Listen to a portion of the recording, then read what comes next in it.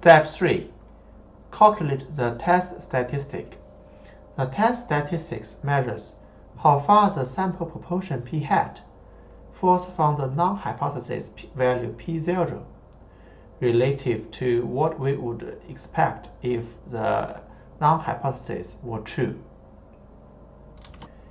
Remember that the sampling distribution of the sample proportion has a mean equal to the population proportion p.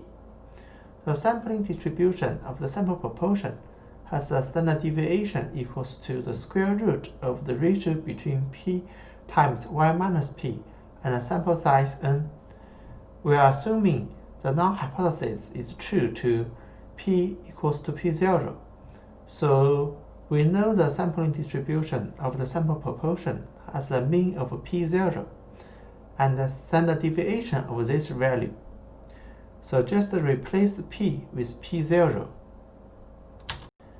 The z-score will tell us the number of the standard errors between the sample proportion p hat and the non-hypothesis value p0. Here is equations for the test statistic. It is calculated as the sample proportion minus the value of a proportion under non-hypothesis divided by the standard error when the non-hypothesis is true. Remember that these scores are just the measurements for how far away a particular value falls from the mean. This value quantifies how far away our result from the sample p hat falls from what we assume the true parameter is, which is the value in the non-hypothesis.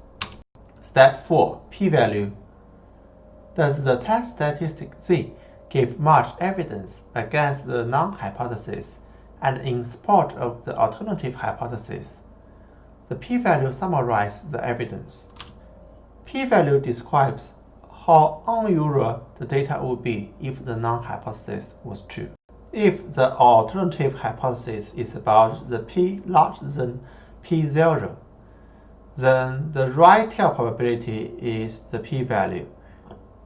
It is the shade to the right of the test statistic.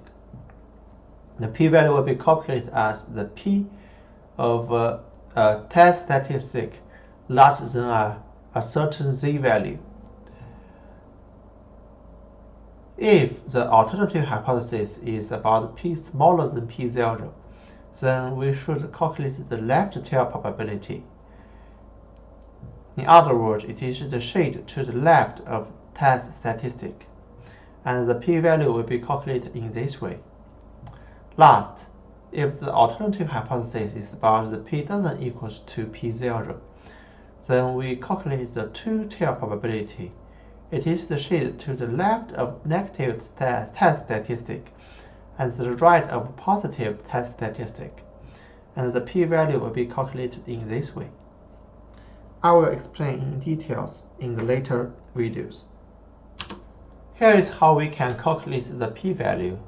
First, determine the test statistic and then plot that on a standard normal distribution curve.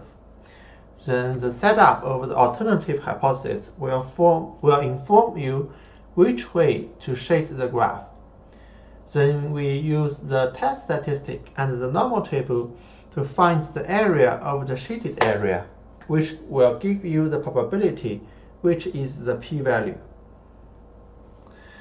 If it is the two-tailed test, then we find the tail probability in a single tail, then double it, because the normal distribution is symmetric.